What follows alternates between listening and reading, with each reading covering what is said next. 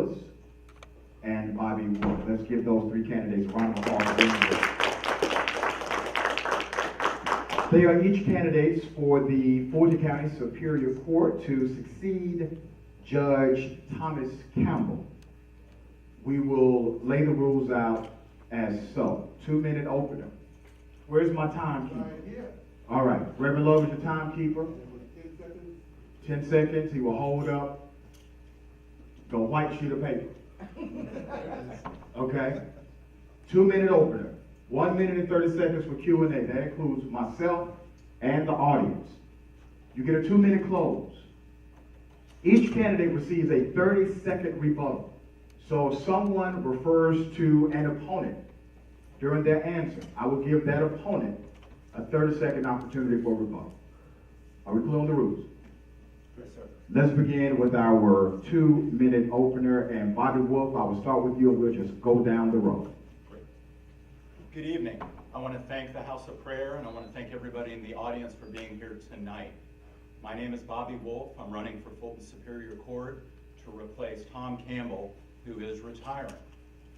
I married my wife Elizabeth 13 years ago. We have an 8-year-old son. I was born and raised in our community. I went to Fulton County Public Schools all the way through, 1st grade through 12th grade. I was an Eagle Scout in Troop 463 Atlanta Area Council. In the past 26 years, I've been a prosecutor protecting our community and fighting for victims. Now, what's really important tonight, and why everybody is here in part, is why does this race matter? Why is it important who you choose as your next elected Superior Court judge? And how am I uniquely qualified? Well, you deserve a good judge, one who protects the community and fights and preserves the rights of victims.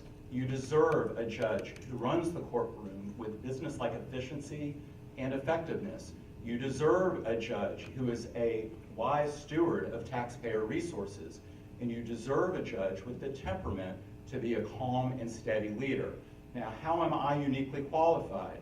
I bring a diversity of experience in the courtroom and in the community. I've been a prosecutor for 26 years, first in Cobb, then 18 years in Fulton County, where I was a chief senior assistant DA. I helped to create the first case management system in the history of Fulton Superior Court, where now court dates are unique, meaningful, productive events. I've also spent the past 4 years in the Gwinnett DA's office prosecuting murders and other violent offenses, again, protecting the community, but also seeing how to run an efficient, effective courtroom, unlike what often happens in Fulton County. I look forward to earning your support. Thank you. Thank you. Mr. Farmer? Good evening. I'd also like to thank all the organizers, Mr. Johnson, House of Prayer. My name is Kevin Farmer. I've been a resident of Fulton County for 35 years. My parents moved me down here in the middle of 9th grade in 1982. I've been an attorney for 22 of those years. Married a girl I met in high school. We've been married for 21 years now. We have 2 daughters, 17 and 15, who attend North Springs High School. I myself also attended high school down here. I began my career a little different track. After law school, I became a public defender in Fulton County, where I saw huge caseloads. And that is part of the problem that Fulton County has. After I had my first child, well, my wife had our first child, I went into private practice for 10 years and ran my own small firm for 9 of those years. And while there, I still continued to do criminal defense work, but also learned other areas of the law, contract disputes, business litigation, real estate transactions, domestic relations, child support, child custody, divorces, all subject areas that come before Superior Court judges. And I really wanted to build a diversity of knowledge and a wide base of knowledge. I took the opportunity after doing that for 10 years. I went back to being essentially a public defender in Fulton County with the Conflict Defender's Office, defending serious crimes in Fulton County. And I knew I wasn't ready to become a judge yet. And I had the opportunity about 2.5 years ago to take a position as a district attorney down in Clayton County. That is something I jumped at. I knew I needed that additional piece of knowledge so that I could know what it's like to operate from both sides of the aisle in the criminal arena and the civil. I have a wider base of knowledge. These are fine people next to me. I have a much wider and diverse base of knowledge, and that's what a judge needs. Thank you. Ms. Fonnie Willis. Good evening. My name is Fonnie Willis. I came to Atlanta, Georgia to attend Emory University School of Law in 1993 after graduating from Howard University in 3.5 years with honors. Came down to Emory Law School, graduated in 1996. When I graduated law school, I went to a small minority firm. That firm was located on Cleveland Avenue, and we served the community. We did all types of law. Like Mr. Farmer has just mentioned, we did domestic cases. We argued bond hearings for clients in the community. I did work on murder cases and criminal cases as a defense attorney during that time. I also then worked for myself for those first 4 years and did a lot of juvenile work, both in Fulton County, Douglas County, and Carroll County, both representing juvenile delinquents as well as representing people as a guardian ad litem, where I also continued my practice of practicing law, servicing Fulton County, Clayton County, DeKalb County, Douglas County, and Clayton County. After that, me and my husband at the time had 2 children, and I decided I needed something more stable than private practice. And so I went to work under Raines Carter at the City of Atlanta as a solicitor's office, and defended the city in city ordinance violations and began to be the one that prepared their murder cases. For the last 16 years, 4 months, and 4 days, I have worked at the Fulton County District Attorney's Office. I worked in every capacity at that office, from writing cases to 2 years in sex crimes. I then tried murders. I became part of the special task force that tried cold cases, which was usually murders with sexual assaults. I have tried more complex and high litigation cases than most 10 lawyers combined. I'm noted for trying the longest case in Georgia's history. I am more than qualified. I am the most qualified. I also supervise 25 attorneys making decisions on how cases should be handled in Fulton County. Thank you. A Superior Court judge has this great opportunity and tremendous responsibility, to not only protect the community from our most violent offenders, but also to know when a person deserves an opportunity to get it right. A lot of times, when we talk about this in the community, we say, we want a judge that's fair, we want a judge that has compassion. Let's talk about your background external of being a lawyer. What qualifies you in diversity of background that you can bring to the bench as a judge? And Kevin, I will begin with you, go to Ms. Willis, and then end with Bobby Wolf. The question is what outside, as I said, I moved to Fulton County when I was in the middle of 9th grade. I had experiences, even early in high school, I interned at the Fulton County Public Defender's Office and the Solicitor's Office in Fulton County. I have had experiences where I've had to practice what I preached. My car got broken into in my neighborhood, kids checking locks. As a public defender, we were always arguing for the best thing that was best for our client. If we could help them out and keep them from having a record so that that would not hurt their future going forward, we would try and do that. There are pretrial diversion programs in Fulton County. 2 kids that broke into my car, one was a week shy of his 17th birthday, so he got to go to juvenile court. One was a week past his 17th birthday, so he got to go to big boy court. He got to go to Superior Court and get charged with 5 counts of entering office. And I made it a point to go down there and practice what I preached. I found the district attorney, and I said, hey, this is what I want for this young man. His parents came to speak to me. They let me know that he was on the right track. They showed me his grades. They showed me what he was doing with his life, and this was not a pattern that he was going to fall into. So I went down and I made sure that he got that chance. So external of, and that was not as part of my career, that was as a victim. But I wanted to make sure I practiced what I preached, because first mistakes can happen. And people you're mad at, people are scared. I was just mad at this guy. Thank you. And remember, this is 1 minute and 30 seconds. Mr. Wolf. Thank you. You know, a judge has a lot of discretion. It's one of the reasons why this race matters so much, and I appreciate you being here tonight. One thing I do on a lot of Saturday mornings when I really should be with my family is to volunteer with the STRAP program. And it's largely in Gwinnett County. It's seeking the right amendable path. And I sit down personally with 16, 17, and 18-year-old young men and women in our community who have been in the juvenile court system. And the idea is to get to them, to mentor them, to give them opportunities, to let them know that you care about them so they don't end up in Superior Court. We had a recent graduation in December, and it was amazing. I talked to one of the moms, and I mentioned this briefly at our last session, and so some of you have heard the story a little bit, but we sat down, and she said, my little baby, I remember him as he was as an infant. I never thought we'd be in juvenile court.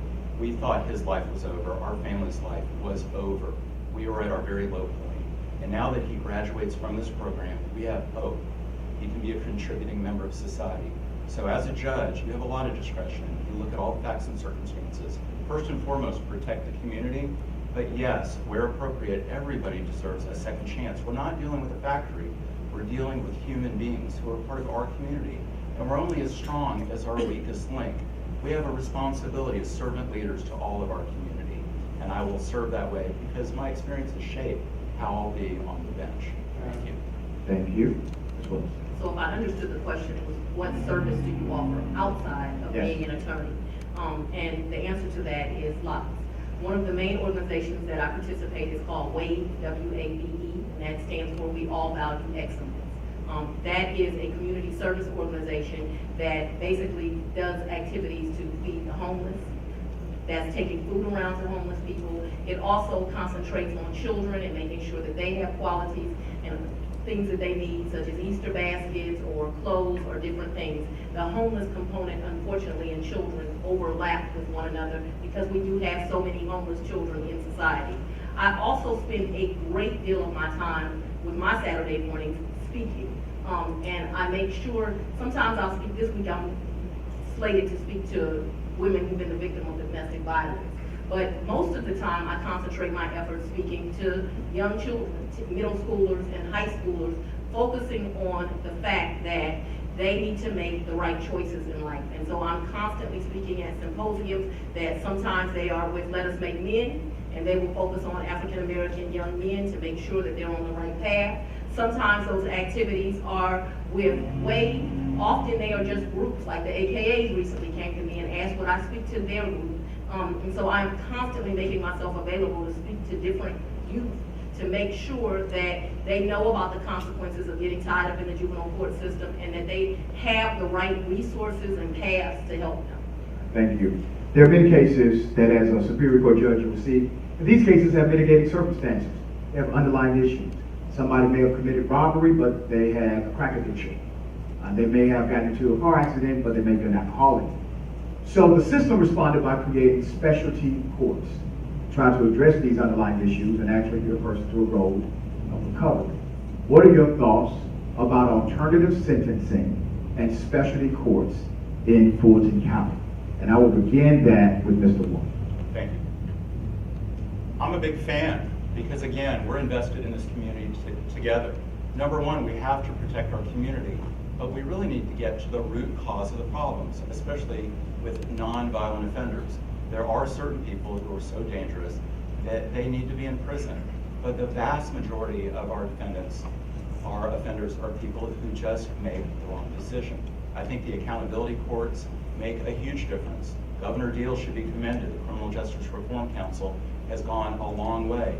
In my 26 years as a prosecutor, the longest of anyone at this table, I've seen the pendulum shift to being much smarter and effective to get to those root causes of the problem. Again, the judge has a lot of discretion. There are offenses where the range of sentence might be 1 to 20 years. You need to get to the root cause. Also, at least a third of the people in state prisons today have mental health issues. So not just drug abuse, not just alcohol, but mental health. The best way we can protect our community is to get to the root cause of the problem. How much better are we if we turn people around? Again, that's how I spend my Saturday mornings, is to bring our community back together. It benefits everybody. So yes, I'm a big fan. Ms. Willis? I also believe in community in the community courts, both the drug court, the veterans court, and the mental health court. I think that all of those are very needed. We are seeing a lot of people commit crimes, and what you really have is a mental health issue. You have a lot of people that commit crimes, and like you said, what we really have is a drug addiction.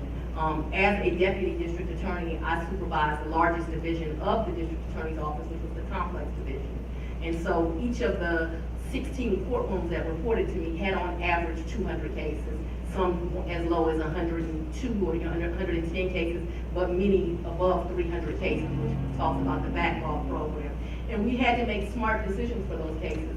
And often the best alternative is for someone to get the help they need so they do not become repeat offenders. The reality is, if someone has a drug addiction, they are going to continue to commit crime. They're going to continue to steal. They're going to continue to do things wrong. And until you get to the root of that issue, you're going to continue to have problems. And so I'm a big fan of drug courts. One high-profile case that I was recently involved in is Basil Elliott. That is the gentleman that was accused of burning down I-85. And I worked hand in hand with those defense attorneys to make sure that we came up with an appropriate resolution.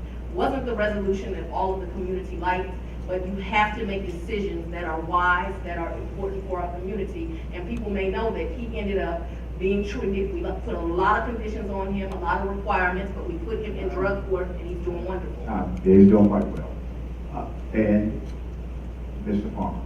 I think this is the one topic that all three of us absolutely agree on. And Fulton County fortunately has the resources to do it. There is a drug court, there is a veterans court, and there is a mental health court. And the mental health court and the drug court overlap because you have folks, as Bobby said, mental health is, the prisons are turning into our mental health facilities. They're de facto mental health facilities. And you have those folks who, for lack of a better term, they self-medicate. They go out and they don't like the drugs that the doctor's giving them, makes them feel weird, they take the other ones. So those two really have to work hand in hand. The Veterans Court, you're dealing with a lot of PTSD, then leads to drug addiction, and I think those courts are doing a great service to the community of Fulton County. And I went from being a defense lawyer, begging to get my folks into that, to now that I'm a prosecutor, I can work on the other side and say, hey, does your client want to do this? And you do run into you can lead a horse to water, but you can't make him drink. And that's why those courts are set up that way. When they violate, when an addict relapses, not if he's going to relapse, it's when, because they're going to, it's part of the process. The penalties aren't as draconian. They'll get put on the shelf for a week and brought back, and they have constant attention because it takes more constant monitoring than showing up at a probation office once a month to be into a job. You have to continually work with these folks to monitor and help them. This is a little bit in the weeds about how judges are judged.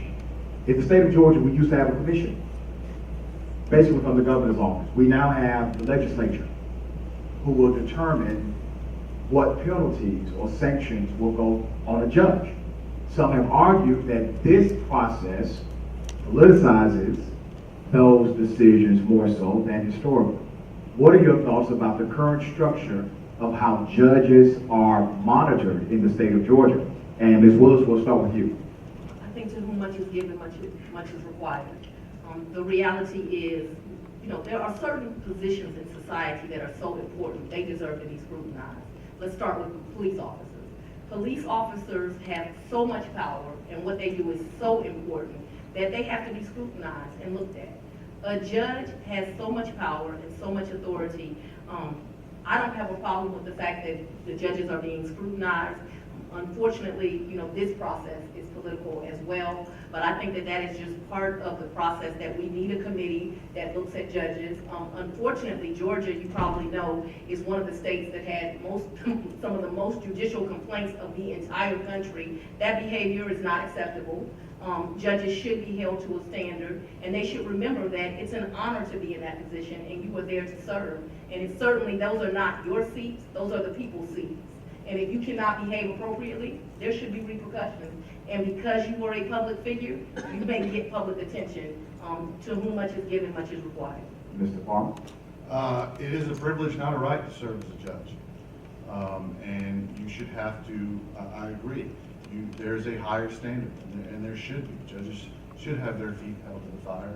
The makeup of the council, now that it's been taken over by the legislature and a little bit of the executive appointing folks, doesn't, quite frankly, concern me.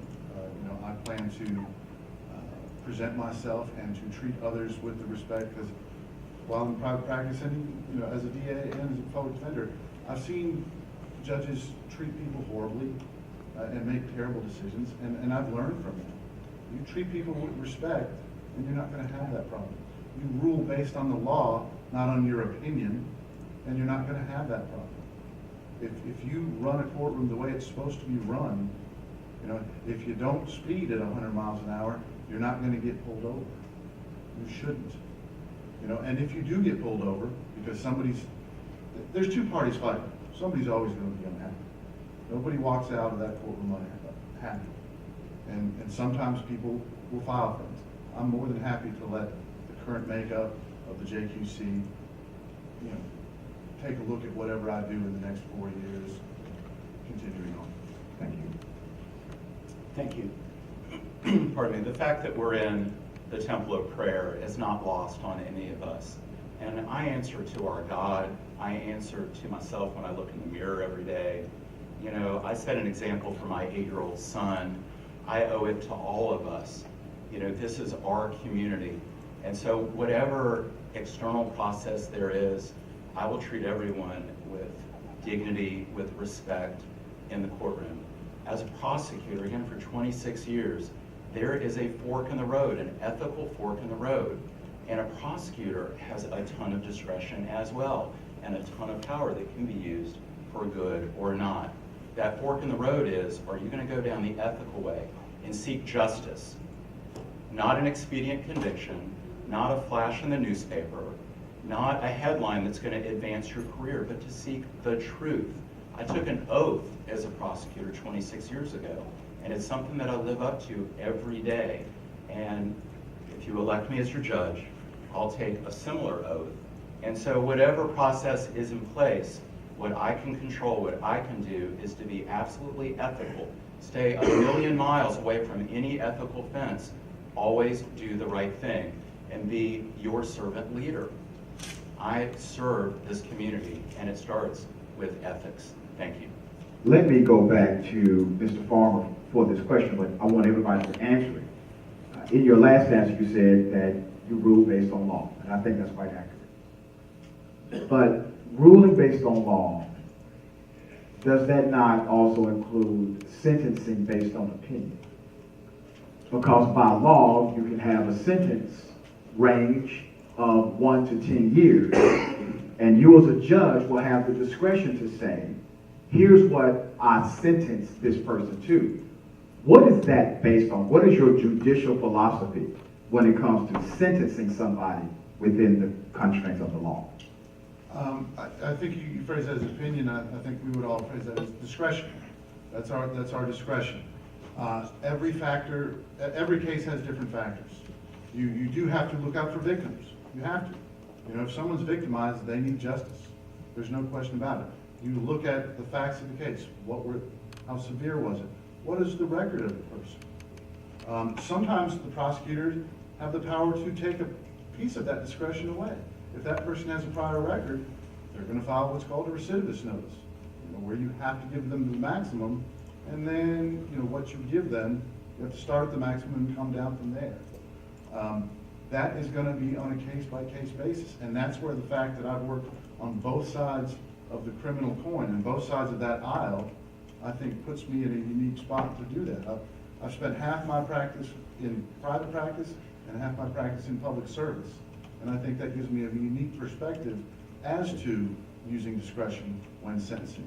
Again, people you're mad at, people you're scared of.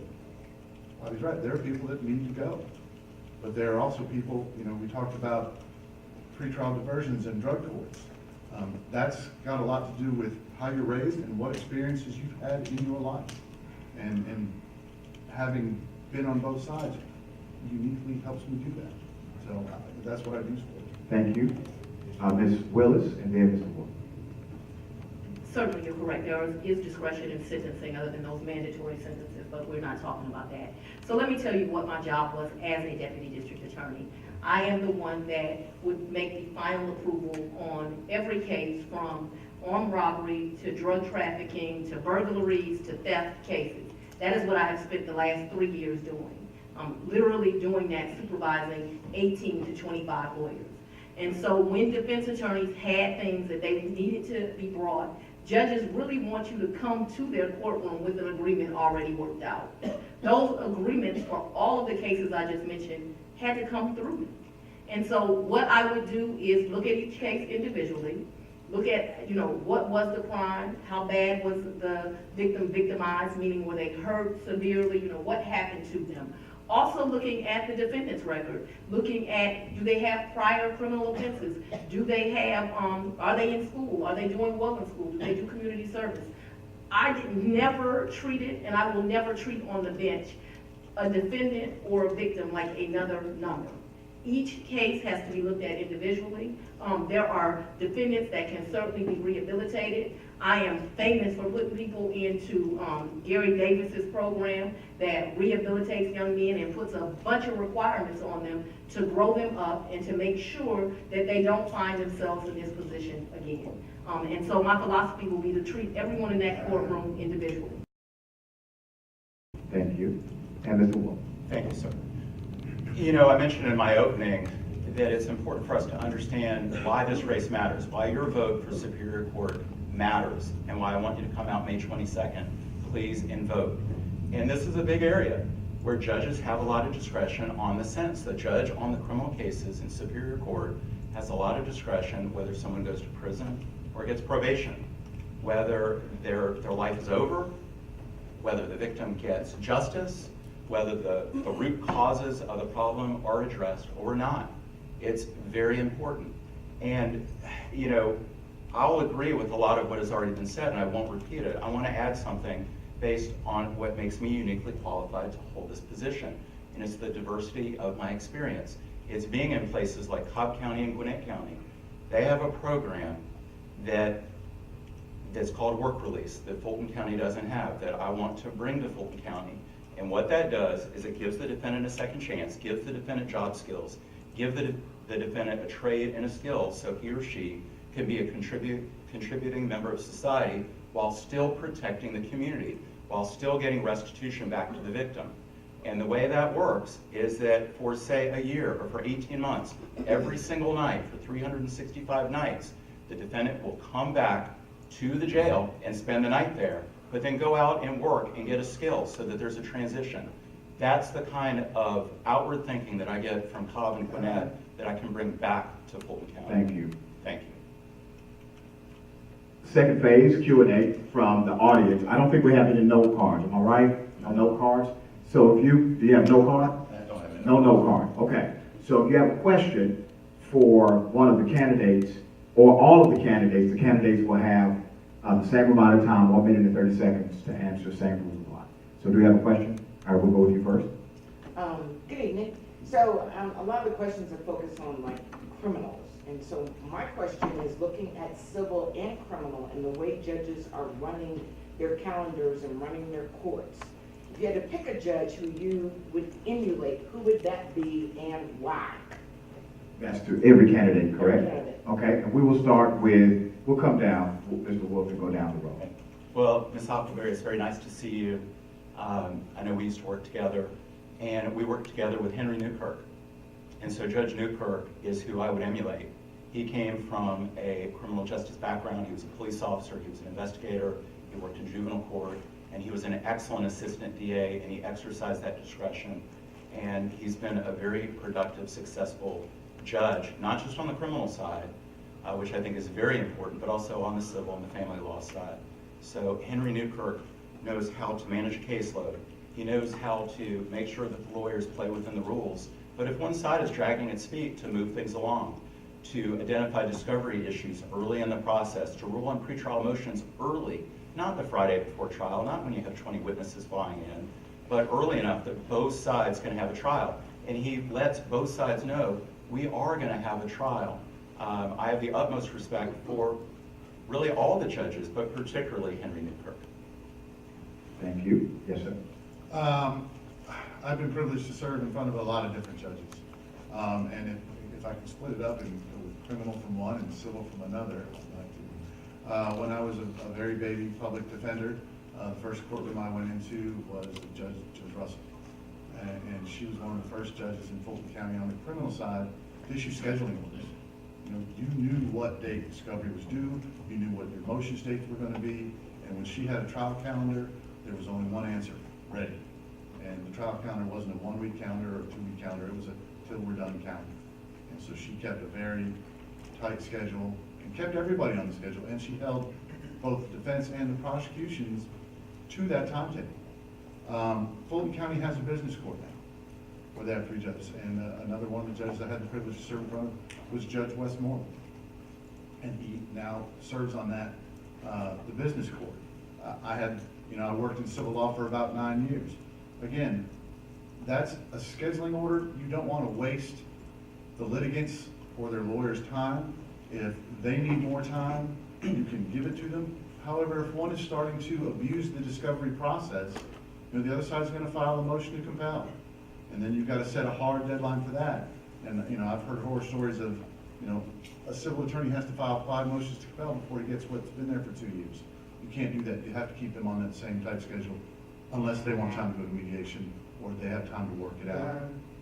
Thank But you. one person can't force the issue. They got to get together on it. Thank I'm you. probably going to use a hodgepodge of judges. I've been in Fulton County for the last 16 years, 4 months and 4 days, but who's counting? And in that time frame, I've tried over 100 cases. And so I have tried a case almost in front of every single judge that's on the bench and a few of them that have retired. And so I'm going to say for demeanor and respect of the courtroom, I don't think Vincent attempted Lane can be beat. The way that she treats litigants that came before her, although she's now retired, I hope to live up to that standard. She's just excellent. Everyone, defendants, victims, plaintiffs, everyone in her courtroom is treated with respect. And she's also a very intelligent judge.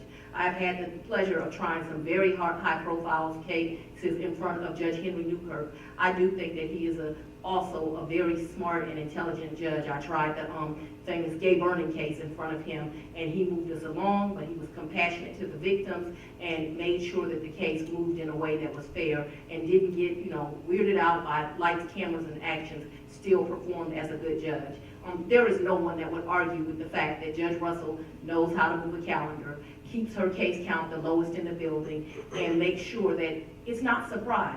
People are always saying they're scared of Judge Russell, but the truth is, from day one in Judge Russell's courtroom, you know the system that she is going to use.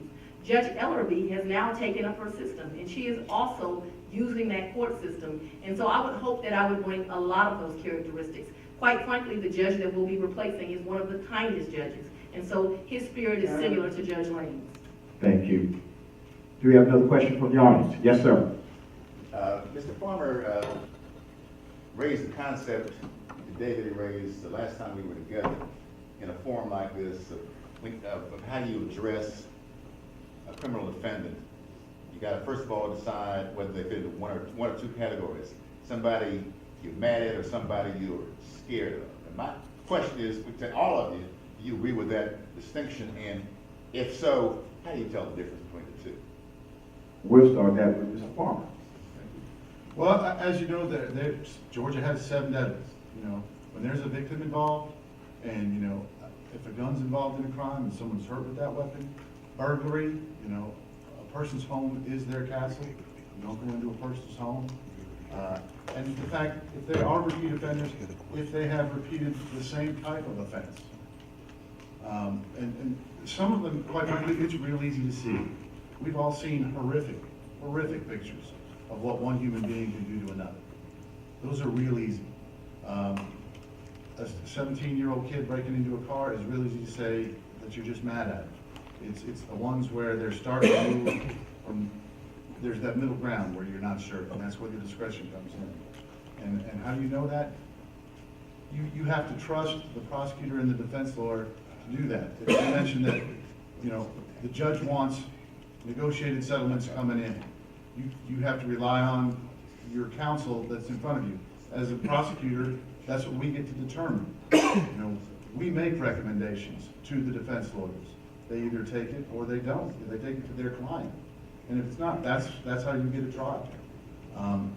It's an innate feel that you get over 22 years of doing this, you know. Up here, you've got 75 years of experience in determining the difference between MADAT and skip. I hope that answers your question. Dr. Wolf? Thank you. And Mr. Johnson, thank you for the question.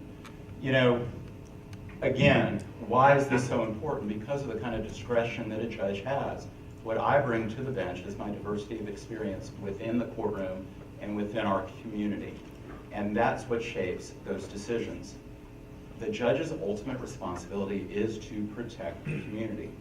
I think one thing to, so always to keep that in mind. If you can get to the root cause of the problem and protect the community, then that is the best answer. What is the purpose of a sentence? The judge has the discretion, but what are you trying to achieve? Number one is to protect the community. If someone needs to be in prison, otherwise he's going to go out and kill somebody else, then that's number one.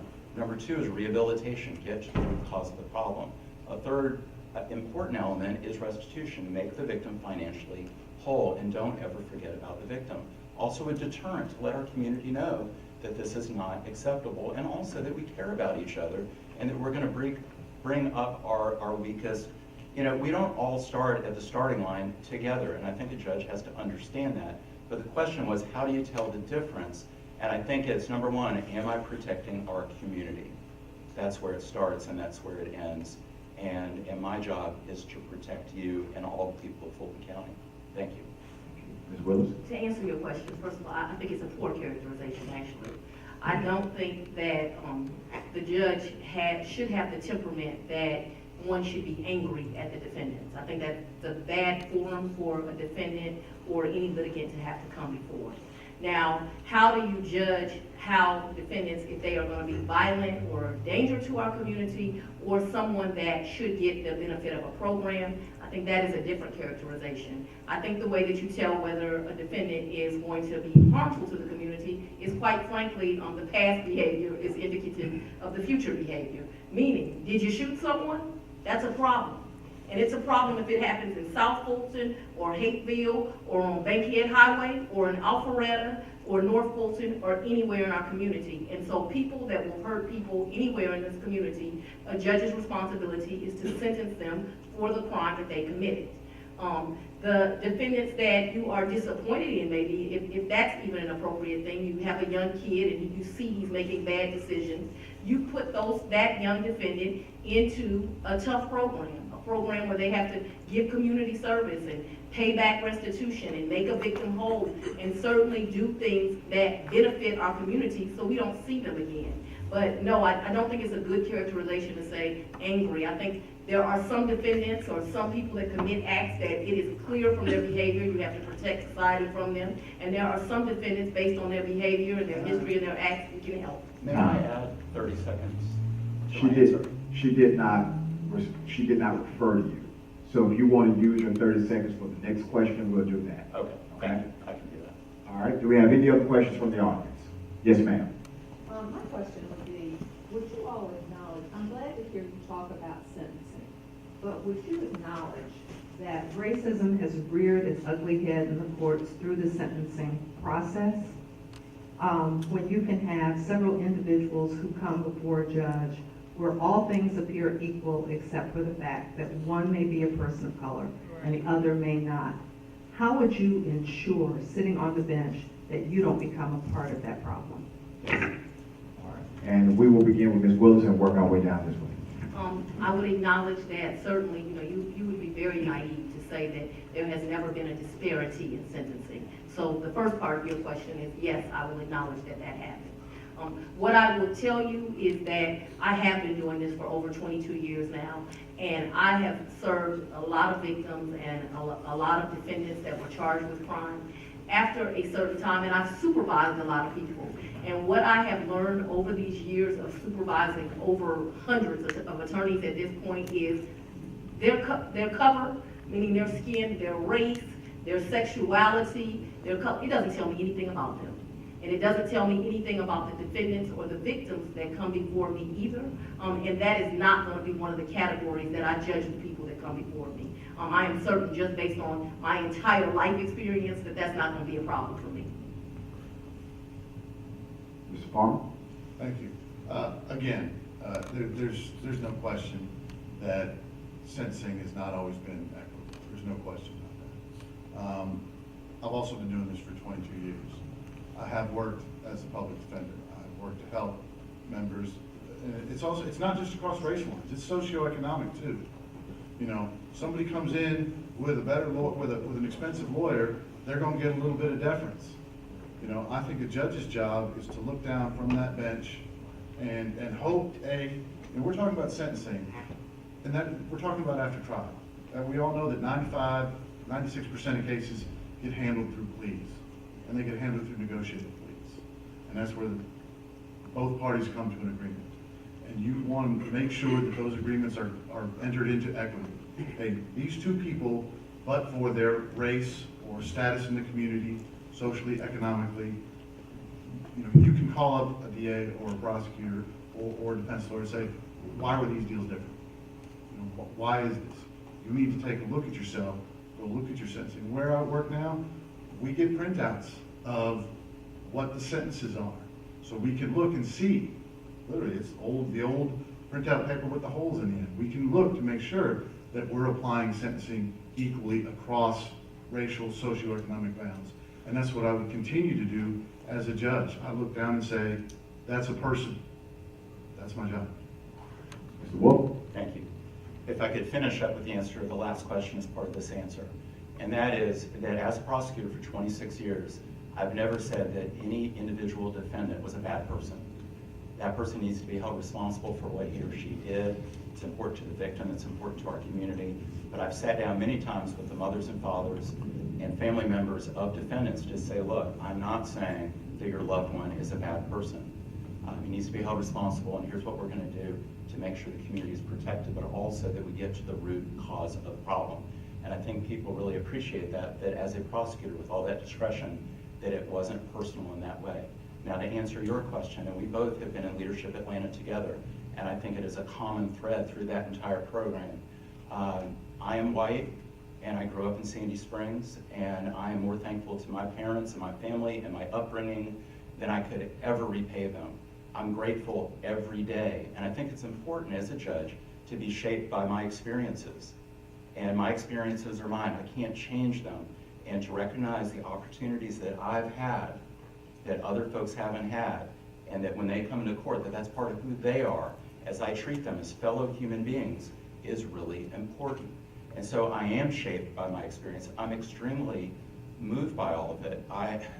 You know, we all thought last week a good bit, you know, the 50th anniversary of Dr. King's assassination, it really is a gut check to see how far we still have to go. It's sad that where we are in 2018, we have so far to go.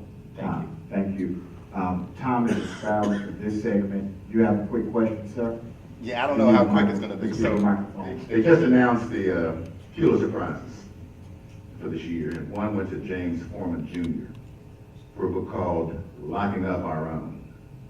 So following up on the last question, it's about, you know, the mass incarceration and the way that the people that have contributed to the problem of mass incarceration are often black folks who are in decision-making positions. And there's a balance that's struck between the civil rights of the accused versus the civil rights of the victims and the community that is sought to be protected. And the point is being made that too often folks bend over backwards to protect the community at the expense of the accused. And so my question is, how would you strike that balance between those two sets of civil rights? We'll start that with Mr. Wolf. Thank you, and thank you for the question, Mr. Johnson. I think the key is, as a judge, to preserve the dignity of everyone who comes into that courtroom, the people's courtroom. Preserve their dignity, whether it's the defendant, to make sure that his constitutional rights are fully protected, the victim, the police, the witnesses, the business litigants, the families. We're talking about divorce cases, we're talking about civil cases, we're talking about land use cases, we're talking about litigation with state agencies. It's a broad group, but if we're focused on criminal justice, again, I go back to the oath I took as a prosecutor, which is always to seek the truth. And sometimes the truth really hurts. And I think a judge, a prosecutor, everybody needs to think about that constantly. Am I doing the right thing for the right reason? And am I protecting the dignity, the human dignity, the unalienable dignity of every person who comes in that court? You might not like the decision that I make as a judge, but if I make a swift, efficient decision that's predictable, and I want to mention that in a domestic relations context real quickly, and that is, in a divorce case, I've talked to family lawyers who say, I sit down with my client, she's getting a divorce, I tell her, here's the law, here are the facts of your case, but you better settle for less than you're entitled to, even though you have 3 children, because we don't know what the judge is going to do. The best thing the judge can do to serve all the people and their dignity is to be predictable and fair. Thank you. Thank you, and we'll go to Mr. Farmer and then Mrs. Willis. I'll just carry the domestic relations analogy sort of briefly, because I did it for a long time, and I've had judges look down at both parties and say, if y'all want to settle this with a scalpel, y'all need to do it yourselves, because I, as a judge, am going to operate with a chainsaw, and neither one of you is going to walk out here happy. Nobody's going to get the dishes. The same with criminal cases. Sometimes you have to protect victims, especially victims of violent crime. There are mandatory sentences, and that's up to the legislature, and that's what they've got to, that's where those laws come from. To make sure that, but on the flip side, you have victims who sometimes do try and take advantage of the situation. Who will come in looking for a civil reward. They're going to try and treat it as a civil case. A good judge, sometimes everybody leaves a little bit unhappy because nobody got everything they wanted. But you do have to protect victims, and you have to protect the society. A lot of that discretion is going to go into what, in the criminal sense of the word, the prosecutor and the defense lawyer work out. Negotiated settlements, and please handle a lot of these cases. If the case goes to trial, you have to look at what are the equities on both sides and what are the past records, and that's how you handle that. And you just have to. Thank you. Ms. Willis? I'm going to stay on criminal law because the question was regarding mass incarceration and the balance of mass incarceration. I have to tell you, I really love being a trial lawyer. One of the things that motivated me to become a judge is because there were some inequities I was seeing. I don't think that it should matter what your victim looks like or what your defendant looks like. I think that you do have to, as the judge, protect that particular individual victim and the community at large, because the reality is crime affects the entire community. But you also have to remember that the defendant standing before you is a human being and make an individual decision. And it just has to, at the end of the day, be based on the facts and the act that they committed. And that sometimes may mean that a young African-American man goes to jail because of the activities he did that day. And sometimes that means that he gets a second chance. And the same is true of a Caucasian man or any other ethnicity. I fought for all types of victims. My biggest donor is actually a Caucasian female that was a victim of mine 10 years ago. I don't fight differently because of who you are. I'm gonna sit there on the bench and treat everyone fairly. Thank you. We will go to our closing remarks segment, and 2 minutes on the clock with each candidate. I will begin with Bobby Wolf, go to Mr. Kevin Farmer, and end with Ms. Bonnie Willis. Thank you. I think we have a better understanding at the end of this forum than before of why this race matters, why who you choose as your next Superior Court judge matters. And I am uniquely qualified based on my diversity of experience within the courtroom and in the community as well. I do know Fulton County inside and out. I was there for 18 years. I supervised the division that prosecuted 2/3 of the entire felony docket from arrest through trial. I know Fulton inside and out, but I've also spent a lot of time on the ground in the trenches in Cobb and Gwinnett, and there's so much we can learn from how they do things much more effectively, much more efficiently, and I can bring that back to Fulton County. I took an oath 26 years ago, I mentioned it earlier, as a prosecutor to do the right thing. Not seek a conviction, but the right thing wherever the truth and the evidence led me. As a judge, I'll take an oath as well, and I'll take that oath just as seriously. I've served the people, I've served you, I've served the people of Fulton County, and I've served the people of Georgia with honor and distinction for 26 years. As a judge, I promise you, I will continue to serve you with honor and distinction. I want to thank the Temple of Prayer. I want to thank everyone here. I asked earlier for you to consider supporting me. Now I'm asking for your vote, May 22nd. Please vote Wolf, join the Wolf Pack, May 22nd, and share with your friends and family. Thank you so much, and God bless all of you. Mr. Farmer? Thank you. I think it comes down to three things, efficiency, consistency, and respect. Those are three things that you should want and expect out of a judge. There is a huge backlog in Fulton County. One way to take care of that is to work hard. I will be the hardest working person you're ever going to see. I get up at 5:20 in the morning now to make my way from Sandy Springs to Jonesboro. You know, if you give me the privilege of this job, that'll actually cut my commute in half. I love you for it. It's until 6. But that's how you get it down. You let the lawyers and litigants know that you're going to be consistent with your rulings across racial boundaries, socioeconomic boundaries, in civil cases and in criminal cases. Because if you're consistent, they'll start to work their own problems out, because they'll know what to expect from you and they won't waste the court's time. Efficiency, that goes to not wasting their time when they do need you. In criminal cases, you set scheduling orders, you keep people on time, you keep continuances to a minimum. In civil cases, you bring them, you don't necessarily have to bring them in. If it can be handled with a conference call, if the parties can agree through a group email, you save time. Now, if they act up and one side doesn't want to give up discovery, you settle that quickly. You don't let that linger. You know, you don't, I've had cases where it takes 5 motions to compel to get a piece of paper that's been there for 2 years. Don't reward bad behavior.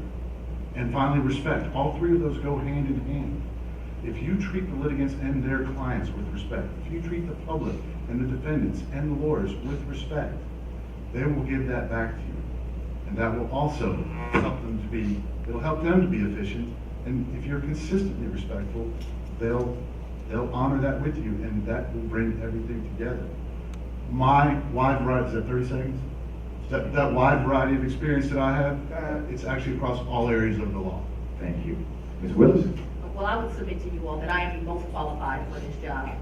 You are about to hear from 2 magistrate judges. I didn't spend my time doing magistrate cases, that's the truth. You've heard about 2/3 of the courtroom, that's non-complex. I did not spend my time in this 22-year career in non-complex. I have spent all of my days, so it's not the age of the car, it's the miles on the car. All of my miles are in Fulton County Superior Court. That is why I have tried so many cases before the judges that I am now asking you to elect me to, not on May 22nd, but on April the 30th. I am qualified. I don't have to tell you I'm going to work hard. My record is proven of working hard. I'm known for trying 4 and 5 and 13 co-defendant cases. I have done the work that I will be judging. I know the rules of evidence. I have a reputation for treating people with respect. I have more financial support from the defense bar than the prosecutors, probably because they make a little more money, but also because they know the way that they will be treated by me. I will be a fair judge. I will be a respectful judge. I will be a knowledgeable judge, and I will not be outworked. And I am the most qualified candidate, and I'm asking for your vote on April the 30th, 2018. Please go get your family and friends and take them with you to the polls. Let's give all 3 of our Superior Court. We give the candidates a round of applause. Thank you for your time. To my understanding, the Georgia Court of Appeals candidates are not here, Ken Hodges and Ken Shigley. However, we do have a spokesperson. Is that correct? Mr. Shigley, correct. Okay, let's give him a microphone. He wanted to say something. You have 2 minutes. I do not allow surrogates to take the same seat as the candidate. But I will give you the opportunity to say something right there. Thank you, Mr. Richard. Thank all of you for being here, and obviously you understand the significance of the election of a Superior Court or Court of Appeals judge. It is the most important aspect of the election, but it's the one we oftentimes don't give enough play to. And those of you who are voters in Fulton County, I think you have an excellent choice. I've heard three excellent candidates, Ms. Willis, Ms. Farmer, and Mr. Wolf. And what you have to understand about the Georgia Court of Appeals is that the Georgia Court of Appeals clean up their mess. And when they mess up and don't get it right, then you have to turn to the Georgia Court of Appeals. And Ken Shigley, who has been practicing law now for 40 years, who's well respected in the legal community. He was president of the state bar for 2011 and 12. He served on the Justice Court Reform Council, which, when they were asking questions about the accountability courts, that's the council that has initiated those courts, and Ken has served on that, and he had want you to know that if he's elected to the Court of Appeals, that he will again, he can't tell you how he'll vote on cases, but he can serve on commissions and criminal commissions, and that's what he would do. He's a graduate of Emory Law School, and as I said, he's been practicing for 40 years. My personal knowledge of Ken, there's a scripture that says, know those who labor among you. I met Ken 42 years ago, and the reason I became aware of Ken, because in Douglas County, when they were integrating schools, Ken was a white male, but in the early 60s, it wasn't very popular to support African American school integration in any form or fashion. Ken in the Douglas County High School, along with his a couple of his other buddies, led the charge on integrating the schools in Douglas County, and was very unpopular, and I've been in touch with him ever since. And he's a wonderful candidate. Thank you, sir. We appreciate your time today. Let's now welcome our Chief Judge of Magistrate Court, Fulton County Forum, Chief Judge Cassandra Kirk, and Judge Livingston. Let's give them a round of applause. Thank you both. We meet each other again. Rules are the same. Opener will be 2 minutes. Q&A will be 1 minute and 30 seconds. Your closing remarks will be 2 minutes. And any rebuttal, because you mentioned your opponent in an answer, will be 30 seconds. Our timekeeper is Reverend Love, right in front of you. He will hold up a white 10-second sign once you're down to your 10 seconds. And when that has expired, you will then say, time. Yes. Also, for the audience questions, let's make sure that before you ask the question, once I recognize you, that a microphone comes to you first, okay? Because we are recording live at the moment. Let's begin with the 2-minute introduction, and Judge Livingston, I will begin with you. Thank you, Mr. Ritchie. My name is Louis Levinson, and I thank the Temple of Prayer for having us, and Charles for inviting all the candidates. Fairburn, my children were born in Fairburn, just a few miles from here, where I lived for about 10 years, so I'm very familiar with this community. Before that, in 1978, I graduated from Emory Law School, been a resident of Fulton County ever since. I practiced law for 40 years, and I can say, and I'm supposed to say something funny, so I'm going to say what I think is something funny, that the only lawyer in the room who I think has practiced longer than me is the chairperson of my committee, which is Ms. Hornsby. I hope you won't take that as an offense, Ms. Hornsby.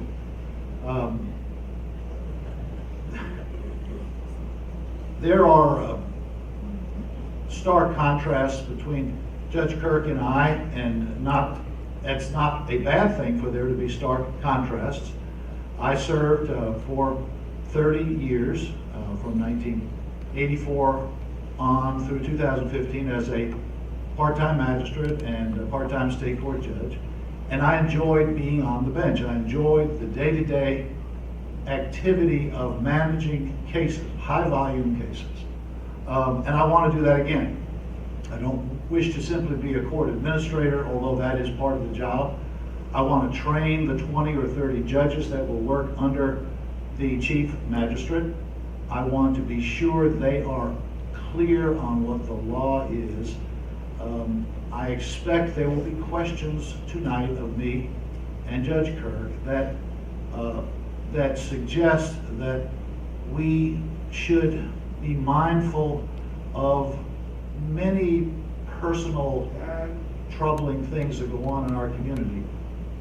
I'll reserve the rest for. Thank you. Chief Judge Kirk, your 2-minute opener. Good evening. Thank you all for being here. I want to thank you all for spending your time with us today. In 2014, something happened that changed the Fulton County Magistrate Court. What happened was the people under the Gold Dome decided that the Fulton County Magistrate Court should look like the 158 other magistrate courts across the state of Georgia. As a result, they created, by legislation, an independent magistrate court. So as of 2014, there was a new magistrate court. That court was tasked with being independent, and that court was tasked with doing all the magistrate court duties that are set forth in the magistrate code. Good evening. My name is Cassandra Kirk. I am the Chief Magistrate Judge in Fulton County. I have been serving there for 3 years. During that period of time, I have increased the efficiencies of the court, the accessibility of the court, and I look forward to having you vote on May 22nd to keep Kirk as Chief Magistrate Judge. Let's get into what the magistrate court actually does. Give a little love. Let's get into what the chief magistrate judge or the magistrate court actually does. What is the brevity, what is the complexities involved in magistrate justice? And I will begin with Judge Kirk and then go to Judge Levinson. So the magistrate court is a court of limited jurisdiction. It has both civil as well as criminal jurisdiction. On the criminal side, I like to say that the magistrate court is a triage court. And so what that means is we do search warrants, arrest warrants. Moving you from search and arrest, we move you to the jail. Once you get to the jail, the magistrates do first appearance, felonies as well as misdemeanor. The next step in that process is for a magistrate to handle all purpose, whether that is for a felony or for a misdemeanor. Why that is important is because that is your next opportunity for bond. That is also an opportunity for the court to hold the prosecution to its feet to the fire to make sure that cases have been accused appropriately and that they are moving along the path they need to. In the non-complex division, I heard Ms. Willis mention it, the magistrates will also take those cases to plea and arraignment and eventually to trial if that's in fact where they end up. That's on the criminal side. On the civil side, what magistrate court does is we do a high volume of civil cases, about 80,000 cases a year. The most known cases that we do are landlord-tenant cases, garnishment cases less than 15,000, as well as small claims cases less than 15,000. There are some other cases that we do, but that's the majority of what it is we do in magistrate. Judge Levinson, in your view? The advice I give to people who are asking for legal advice is stay out of court. But if you have to go to court, you want to go to the magistrate court because as a practical matter, that is the court that you're most likely in the general population to have interaction with. That's the court that not only has to be fair, but it has to appear to be fair. And the difference between the magistrate court, for example, and the superior court, and this is an important distinction that has to be realized by the people who elect a chief magistrate judge, is that we are not governed by the strict rules of the Civil Practice Act. That doesn't mean we don't follow the law. But it means that if you don't know what the rules of civil practice are, and 99% of non-lawyers don't know what that is, and I would say 50% of lawyers don't know what it is, unfortunately, and the result is it gives the magistrate court in a entry-level court, as Judge Kirk said, a wide latitude to fashion results that are more just. In fact, the Supreme Court of Georgia said when it established the magistrate court, or when the legislature established it, the Supreme Court set down the rules, was do substantial justice. Thank you.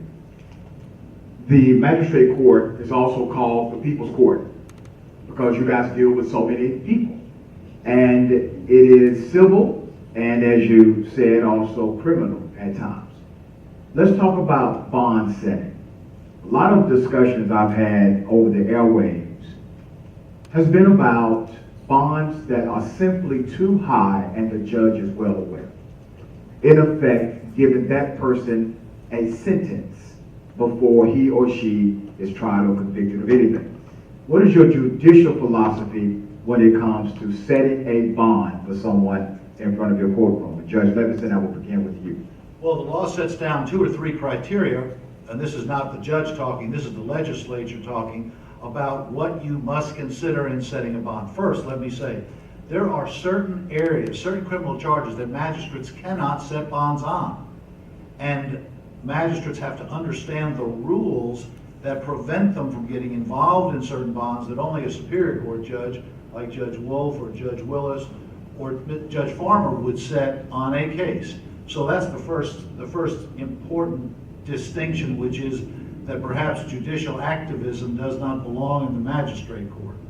But with regard to setting a bond for someone on an offense that a magistrate can set a bond on, the first question is this person, that would occur to me anyway, is this person likely to re-offend and be a threat to the community when he or she is waiting to go to trial, and will that person show up for trial? And the answer to that is, you look for whether that person has ties to the community, whether that person has a job, whether that person has the references from the community that suggest he or she is going to come back, because that's all a bond is an assurance that when the case is called in a higher court, that that person is going to appear to answer those charges. Thank you. As the magistrates sit both for state court and superior court, it's important for the magistrate judges to know and be aware of the criteria. And Mr. Levinson has indicated that there are 4 criteria, in fact, that the judges should use in order to set that criteria, in order to set a bond. The biggest concern is whether or not the individual is in jail because they cannot make a bond or because they have mental health issues. I am absolutely opposed to criminalizing poverty as well as criminalizing mental health. And so it's important for the magistrates to be able to assess those defendants as they are coming before them at first appearance and again at the all-purpose calendars to make a determination as to whether or not this person is dangerous, whether or not this person poses a threat to others in the community, will this person return to court, and make those determinations not based on the amount of money and not make that bond amount onerous. For the most part, when you deal with somebody in front of you in magistrate court, they do not have a lawyer to represent them, for the most part, creating somewhat of an equalization with their issue. However, we know through actual studies that have been conducted that people of color have not received the same level of justice as individuals who are white. That has been well documented and well noted by scholars all over the country. What would you do, or what do you do, in your judicial ruling or rendering to stop that, to be a conscientious objector to those issues in your courtroom? And I will begin with Chief Judge Kirk on that one and go to Judge Levinson. And so I was thrown when you first began describing it, because in the criminal case, anytime someone's liberty is at risk, they absolutely do have an attorney. And so moving to the civil context, which is what I believe you wish to speak about, it's important for us to simplify the magistrate court process. And one of the things that I have done while being chief is to actually win a grant from the National Center for State Courts. We were one of 4 courts that won that grant nationwide. And what that grant was to help us simplify our high volume calendars. Our high volume calendars, again, are landlord-tenant calendar, our garnishment calendar, as well as our small claims calendar. And what we have done is looked at putting videos online so people can actually watch what's happening so they can figure out what they need to do. We've created pamphlets in easy to use 3rd grade language, which is what the papers are written in, which is what helps people move themselves forward. It's important for people to be able to empower themselves. And so we have created systems to make that happen or to help that move forward. Thank you. Judge Levinson. The term conscientious objector was not lost on me. that's a very difficult analysis for any judicial officer. The first thing that happens after one of us, Judge Kirk or I, win an election is we take an oath. And the oath that we take is to follow the law. Now, I'm not reluctant to say to the people who've appeared in the courts where I have sat over years that I don't agree with what I'm about to do. But here's the law in the book that says I have to do that. My job is to apply the law to the facts of the case. And we live in an era, unfortunately, where facts are elusive. At least our current president thinks the facts are elusive. And I believe that there's only one set of facts that govern all of us. And once you determine what those facts are, you apply the law to those facts. So I'd have to say, Mr. Ritchie, that it troubles me sometimes to follow the law. But that is unfortunately the oath that we take as judicial officers. Let's talk about real estate, residential. As a magistrate judge, you guys will see a lot of cases dealing with landlord and tenant. Sometimes the tenant is simply unable to pay at that moment. As you suggested in an earlier answer, you guys are not bound by the exact same civil justice code. There's some flexibility there, and it is lawful flexibility. What is your judicial philosophy as it relates to a tenant-landlord dispute, and you understanding that the tenant simply needs time to adjust to the realization of eviction? And I will begin with Judge Levinson. Well, first, this is the very court that I was involved in for 30 years, as the sole judge for probably 28 of those 30 years, handling landlord-tenant cases in Fulton County. So I may not be smart, but I can lift heavy weights. You know, I've done the volume of those cases. The answer is that we must strike a balance between enforcing the law and the contract that people sign. Because in the absence of a legal duty, there's a contract, a lease contract that most people have signed. I have found that there are two categories of people who can't pay the rent. Those who say they can't pay the rent and those who truly can't pay the rent. Perhaps discernment developed over 30 years, and I think I can figure out those who can pay the rent are just not able to do it today. And what we established in Fulton County about 20 years ago was an ADR, Alternative Dispute Resolution System, a fancy term for mediators. We brought mediators into the court to help resolve those cases that were segregated from the volume of cases where the parties really wanted to work it out, but each side was too proud to say so. So I sent them to mediation, and 90% of those cases get settled. All right. Judge Kirk? And so the landlord-tenant cases, the beginning of those cases is with that first affidavit filed by the landlord. This is an opportunity for the court to assist the tenant, and we do have a housing assistance clinic which assists those tenants making determination. Do I have a case which I can, but for which I need a lawyer? Meaning, is there somebody from the Atlanta Volunteer Lawyers Foundation that I need to seek out? Or is this a case where I simply answer in order to get additional time? Because the sad fact is, the law is the law. And while the judge may be interested in giving extensions, if the parties have not agreed to those extensions, it's a problem.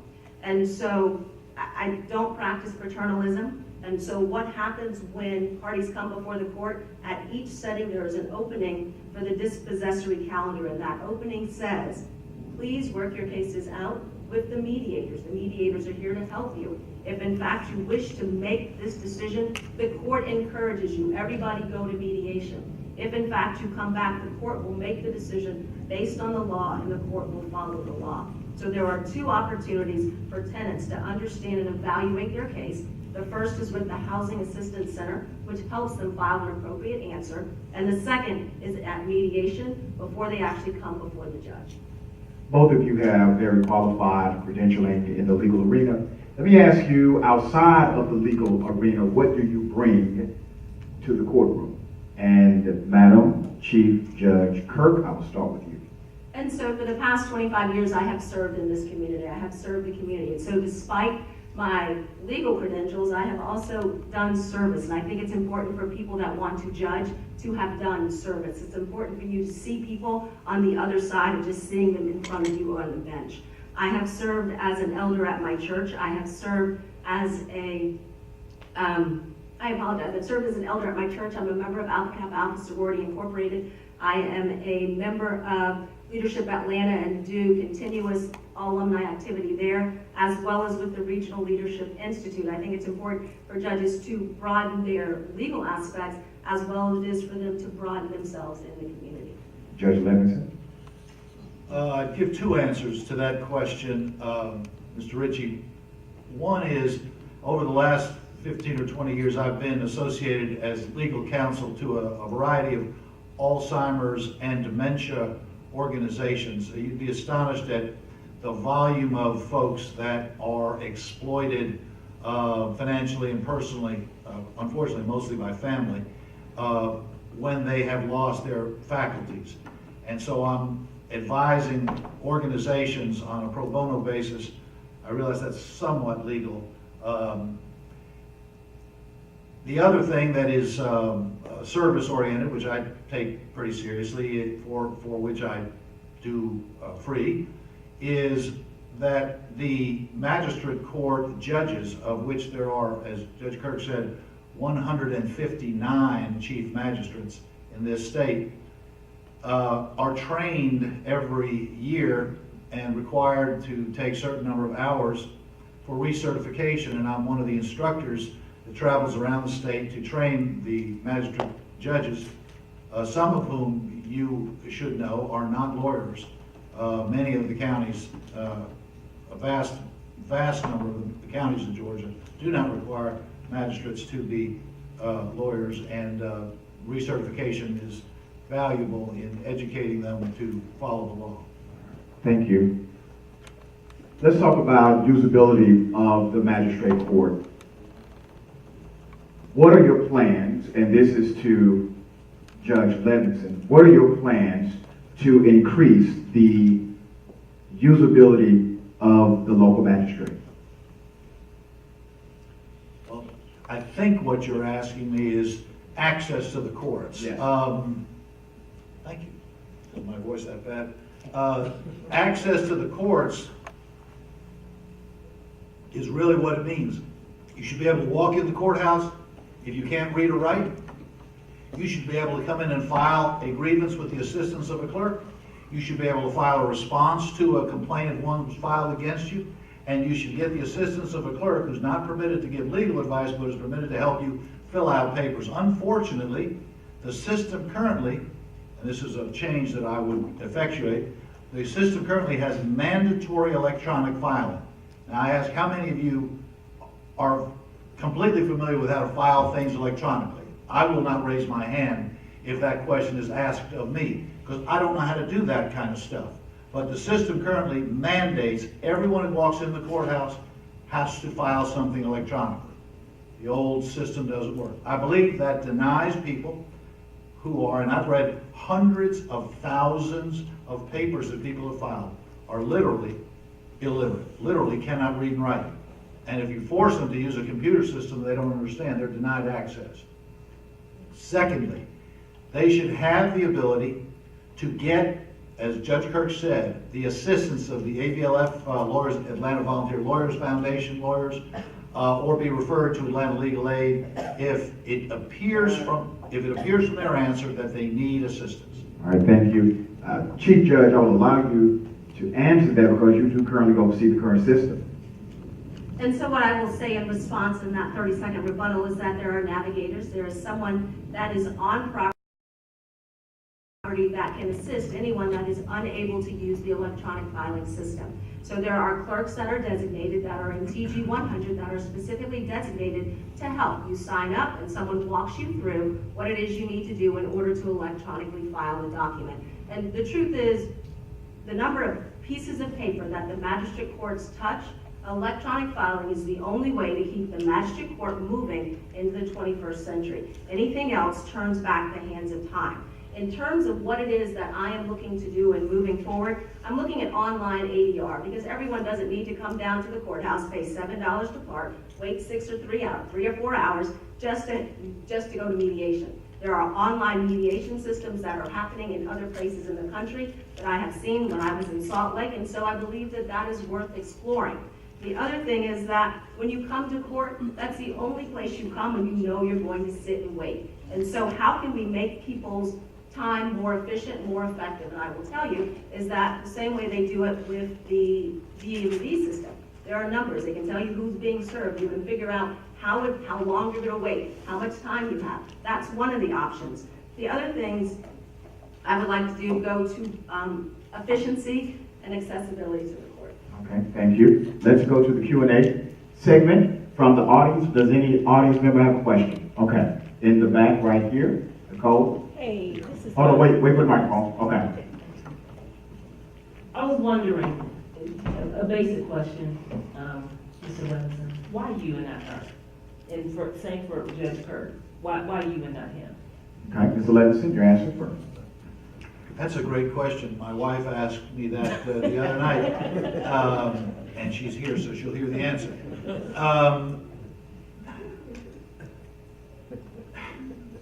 I served for a long time. Fulton County is my family. I worked as a lawyer and as a judge in Fulton County.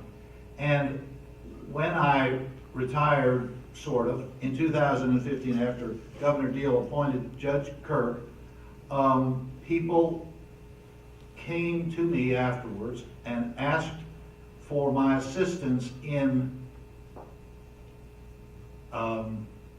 correcting some things which Judge Kirk had put in place. It's just a philosophical difference about the way things are being handled. That doesn't mean it's wrong the way Judge Kirk is doing it. It just means I believe it could be done differently and better. And there was a history of 30 years or more of doing it a certain way that was more constructive amongst the courts. There was a family of relationships between the magistrate court, the state court, and the superior court.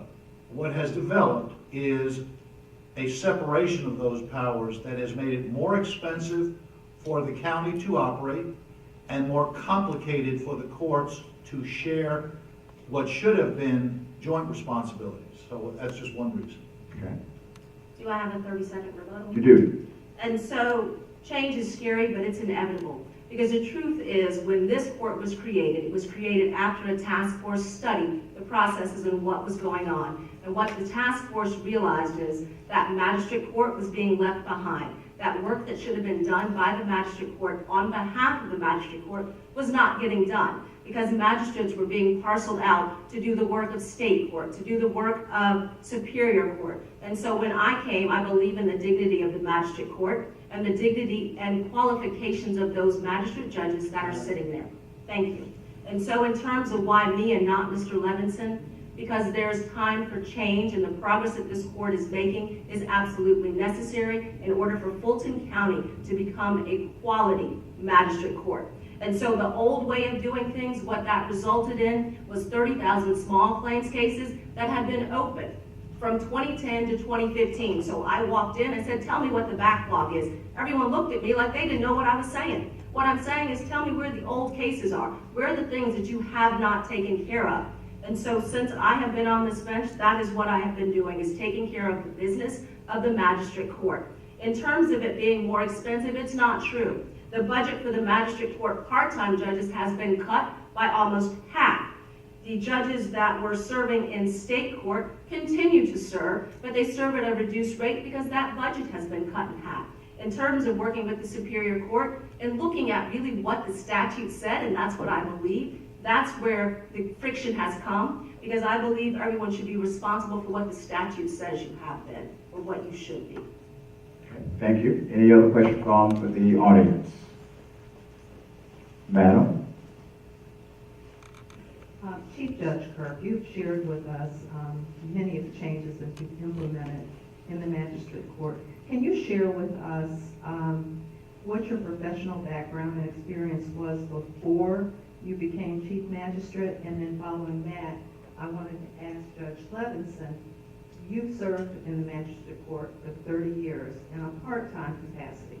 What were you doing professionally in the rest of your time? And so I began my career first as a labor and employment lawyer at a boutique firm. From there, I moved to an assistant district attorney in Newton County, moving from Newton County into Fulton County, moving later into being a child advocate attorney, also serving as Director of Legal Services for the Child Advocate's Office, Director of Legal Services for the Georgia Merit System, as well as now serving here. I have been a juvenile court judge, an associate juvenile court judge, which was also a full-time position. In that role, I spearheaded the Choices program, which was a juvenile drug court program, and so I was the first to do that program in juvenile court. And so I have a breadth of experience that makes me unique and qualified for this position. Thank you. Judge Levinson? The first question was, what was I doing in the magistrate court, or What did you do professionally before? Well, Or during that time, part-time? Since 1978, when I graduated, I've been essentially a sole practitioner. I never worked for anybody else, maybe because nobody would hire me, but the result was I started my own law practice. And it was a varied law practice. Back in the old days, we walked to the courthouse and took appointments on criminal cases for people who couldn't afford an attorney and tried those cases. Got a civil practice going. I was appointed in 1980 as the Fulton County Administrator and Guardian for those incapacitated adults who didn't have family, who needed their estates administered, or were mentally incompetent and needed someone to look after their financial affairs. I would say, and this sounds like I'm tooting my own horn, but I guess I'm supposed to do that if I'm running for an office. I have fought City Hall several times, so to speak, once literally. 1996, there were about 235 Olympic vendors minority businesses came to Atlanta to do business with the city of Atlanta that were ripped off. I sued the city of Atlanta for 9 years, finally settling after Bill Campbell left office and Mayor Shirley Franklin came in office and authorized the resolution of the case. That's just time. Yes, sir. Thank you. Any other questions? I do have a question. My question is, I'm sitting up here, I'm a novice, and I keep hearing magistrate code, state code, magistrate code, state code, like y'all co-mingling them codes. Can you explain the difference between state code, magistrate code? I ain't been to code. I might have to go to code. I need to know what the code is. You need to be in court. Okay. All right, we'll start with Chief Judge Kirk on the separation of the courts. So the magistrate court is a court of limited jurisdiction, and what we do is really triage criminal cases. In terms of civil cases, what we do is mainly handle civil cases less than $15,000. So there's a dollar limit. When you start talking about adjudications on misdemeanors, and when you start talking about heavy medical malpractice cases, those cases are happening in state court. The next level of court is going to be superior court, which is where all the felony cases are handled, where there are 3 magistrates sitting part-time in their non-complex division. And so that's the problem, is that the magistrates sit in each of those courts. And so when you say someone is a magistrate, they also have the ability to sit in state court. They have the ability to sit in magistrate court. And superior court. And one of the things that I have been most proud of is that our judges will rotate into those systems, because the truth is, at some point, 5 of the 10 5 of the 10 state court judges, 6 of the 20 superior court judges had been magistrates. So magistrate court is truly a training ground for those people that are moving to the next level court. In terms of, I think I've confused the issue more, but the truth is misdemeanors, state court, superior court has felonies. Superior court and state court both have civil jurisdiction. Just depends on how fast you want to get there. Judge Levinson? Well, let's start with the differences in the courts. The state and superior courts are substantially the same as the higher level trial courts of civil matters. The only difference between the state and superior courts is that state courts handle misdemeanors, which is fines up to $1,000 and up to a year in jail. And felonies are stuff beyond that. So the state superior courts can give you jury trials on civil cases and can give you jury trials on criminal cases. But state court is misdemeanor only, and felony court is superior court only. Magistrate court will never give you a jury trial. Why? Because the magistrate court, as Judge Kirk said, doesn't have the jurisdiction to give it, which means if you elect me or Judge Kirk, we, or one of the magistrates that we select to hear the cases, will be the only judge that makes a decision on your case. Whether it's a criminal warrant application, for example, if you have a dispute with one of your neighbors and you believe he or she's committed a crime, you come to the magistrate court to take a warrant application and you have a hearing in our court. If you believe that there's a civil claim you have for business or personal matters that is up to $15,000, you bring it to our court. You get a very quick jury trial. Now, no disrespect to the contestants for the superior court, but they tell you they give you curb service time. That means 9 months. In the magistrate court, you'll get a hearing in 30 days. All right, thank you. Any other questions from the audience? Any other questions? Don't want to miss anybody? Looks like there's no additional question. Let's give these two candidates a round of applause. Thank you for your time. And with that, Pastor, can you want to come on up here? I don't know who's going to end this thing. Let's give all our candidates a round of applause for being here. Thank you. Thank you so much. Thank you so much. All right, we're getting ready to go home.